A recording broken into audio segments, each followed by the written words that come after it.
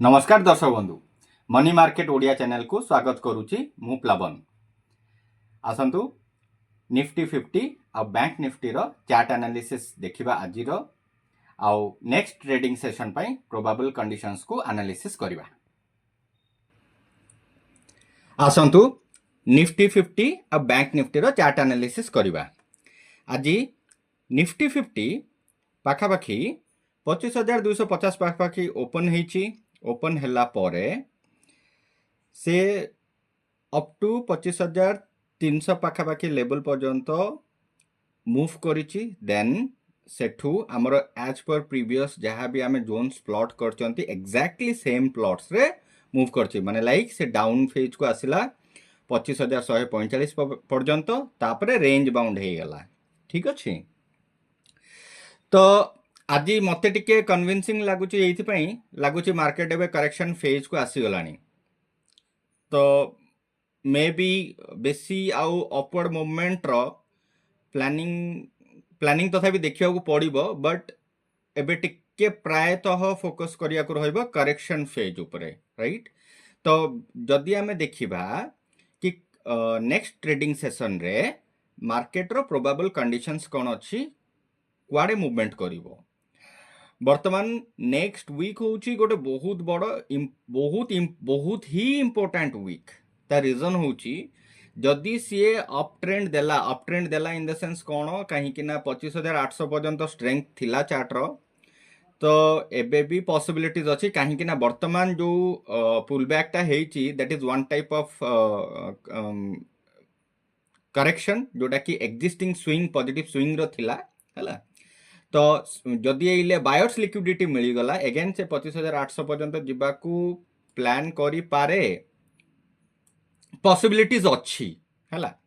किंतु जो एग्रेशन रे मार्केट करेक्शन करूची ताकू देखिले लागुची मार्केट करेक्शन फेज को आसी जाइची।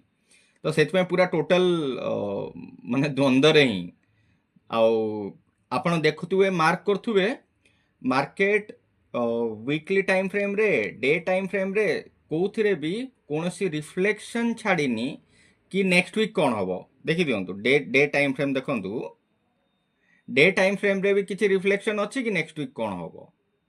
तार क्लियर पॉसिबिलिटीज लागुची जे मार्केट एले मेजर जेतिकी भी करेक्शन लेवल्स अछि ताकू टेस्ट करिवा को जाई पारे। आउ जदि बहुत ही भलो पॉजिटिव किछि न्यूज आसिला से दिन मार्केट किछि अपवर्ड मोमेंटम देई पारे। ठीक अछि। तो नेक्स्ट ट्रेडिंग सेशन रो प्रोबेबल कंडीशंस लेवल्स को हम टिके चेक कर दबा। आज देखंतु एबे देखंतु करेक्शन फेज रे कोन होउची ना पाखापाखी आपनकर 25,250 रु एटा 25,300 50 पॉइंट रो हां जेतेबेले रेंज बाउंड होउची से 50 पॉइंट रो जोन क्रिएट करूची। आउ जेतेबेले ट्रेंड बाउंड होउची ट्रेंड रे से फॉल करूची सेतेबेले पाखापाखी आपनकर 300 रु एटा धरंतु 200 पॉइंट रो करेक्शन को आसी जाउची। ठीक अछि।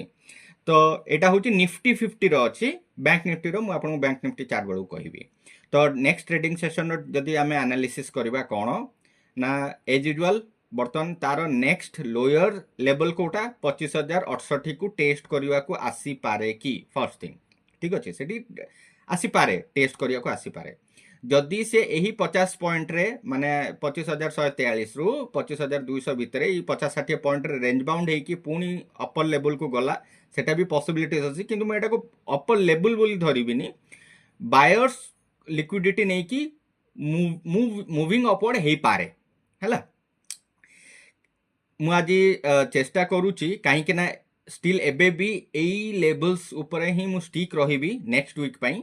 ता रीजन होची 25,068 आ 24,927 दिटा मेजर लेवल्स अछि जोटा को कि मार्केट टेस्ट करबा को आसी पारे। कहना वर्तमान जो एग्रेसिव प्रोसेस रे से फॉल करूची तो लागुची आसी पारे हला। आ जदि न आसिला भलो कथा अपवर्ड मोमेंटम जदि देला डेफिनेटली पुनी अपवर्ड जोन को आमे जिबा। किंतु ए दीटा लेवल्स को आपण मार्क करके रखथांतु ता भितरे मिड लेवल रे 25,005 को गोटे मार्क 25,000 जोन को गोटे रखी था कारण से गोटे आपंकर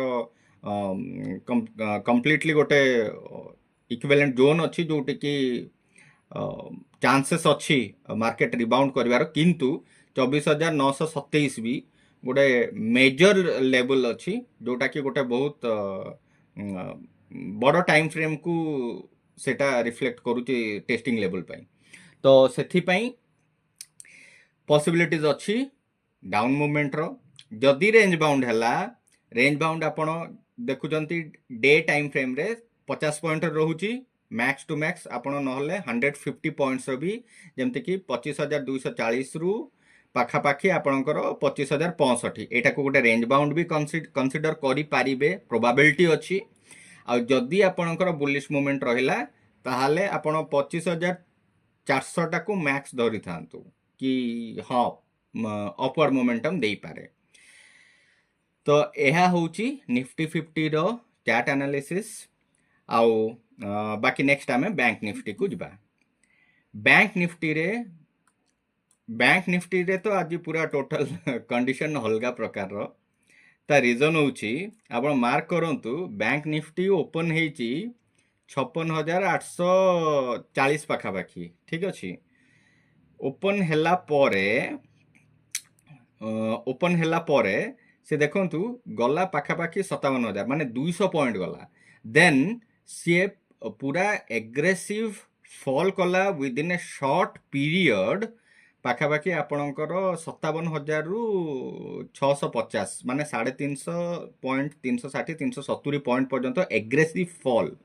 देन अगेन रेंज बाउंड भी जो होउची सेटा देखंतु आपणकर 650 रु पाखापाखि 800 माने 150 पॉइंट रेंज बाउंड, माने जानि परछन तो माने एटा लागिला जेमती गोटे वोलाटाइल एक्सपायरी डे रो चार्ट अछि हला, माने aggressive up, then again liquidity grip करिकी एग्रेसिव फॉल, देन अगेन जो रेंज बाउंड हेची तार जोन टा पाखापाखि 150 पॉइंट रो अछि। तो ए बैंक निफ्टी पाई भी आमे जदि सेम कंडीशन अप्लाई करवा कि वर्तमान जदि करेक्शन फेज को आसी गलानी बोली, ताहले गोटे मेजर लेवल तो आज सी दी थर टेस्ट कर सालानी 56,650 को।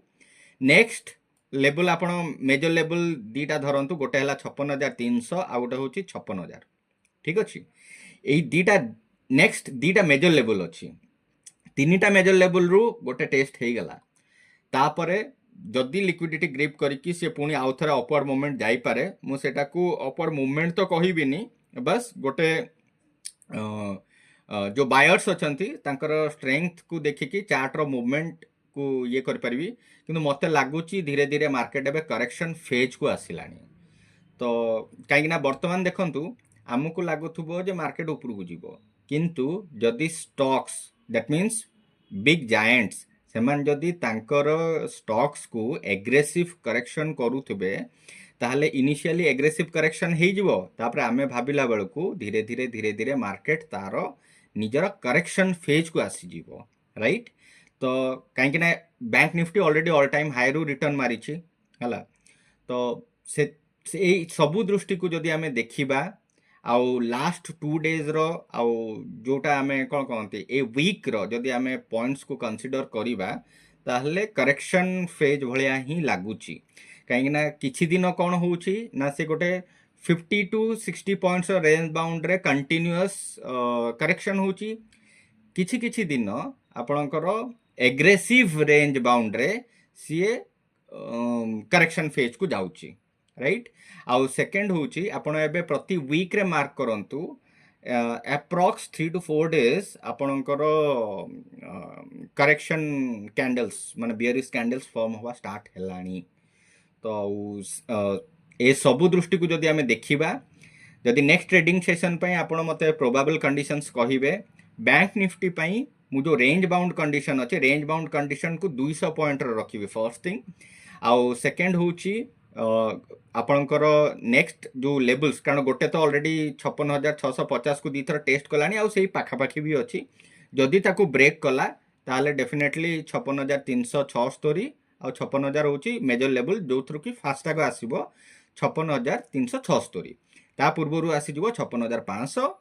आउ जदि सी अपवर्ड मोमेंटम देकी रेंज बाउंड होची ताले एमिति आपणकर माने लाइक 56,930 बा 950 रु आपणकर 56,300 मान गोटे 600 पॉइंट जो गोटे जोनटा अच्छी ता भितर से केतल अप मूवमेंट देकी रेंज बाउंड हो पारे किंबा कंप्लीटली डाउन देकी पुणी अपवर्ड रेंज बाउंड हो पारे किंबा 200 पॉइंट यही लेवल्स भितर 200 माने आपणकर लाइक जमती 56,800 रु 56,500 300 पॉइंट गोटे लेवल या भितर भी रेंज बाउंड हो जाई पारे। अपवर्ड मोमेंटम पई मोर एबे सिनारियो माने प्रोबाबिलिटीज मु धीरे धीरे एबे कमौछि कहीं ना जेहेतु करेक्शन फेज को आसी गलानी आउ ए दुईटी लेवल को आपण मार्क करंतु आउ अपर लेवल रे जोटा मु आपन कहितली वर्तमान 57,300 को मार्क करके रखी थांतु आउ नेक्स्ट वीक जदी प्रोबाबल आमर पॉसिबिलिटीज भी अच्छी जोटा 57,200 आम गोटे जो मेजर सपोर्ट लाइन रखी सेटा को आम लिटिल बिट डाउनवर्ड शिफ्ट करने को पड़ी पारे कहीं जेहेतु करेक्शन आसिलानी तो सेटा गोटे मेजर सपोर्ट लाइन रो गोटे डिक्लाइनमेंट भी हो पारे। तो होप फॉर द बेस्ट आगो को देखिबा मार्केट कौन रिफ्लेक्ट करूची। एनालिसिस रिफ्लेक्ट करूची मार्केट हुए तो करेक्शन फेज को आसी जाइछि मे बी किछिटा अपवर्ड मोमेंटम दे पारे जहाँ मु प्रीवियस वीडियोज रे भी कहिछि कि जदि गोल्ड रो प्राइस रिड्यूस होउची सेठू इन्वेस्टमेंट किछि शिफ्ट होउची इंडियन मार्केट को ताहले पॉसिबिलिटीज अछि और एल्स बर्तमान मार्केट रो aggressive fall and correction process को देखिले लागुची मार्केट करेक्शन फेज को आसु धीरे धीरे आसुची। होप आपन को आम एनालिसिस भल लागुथुबो आम चैनल को सब्सक्राइब करंतु कमेंट करंतु शेयर करंतु मनी मार्केट रिलेटेड भल भल इनफॉरमेशन आमे आपन को प्रदान करिवु। धन्यवाद।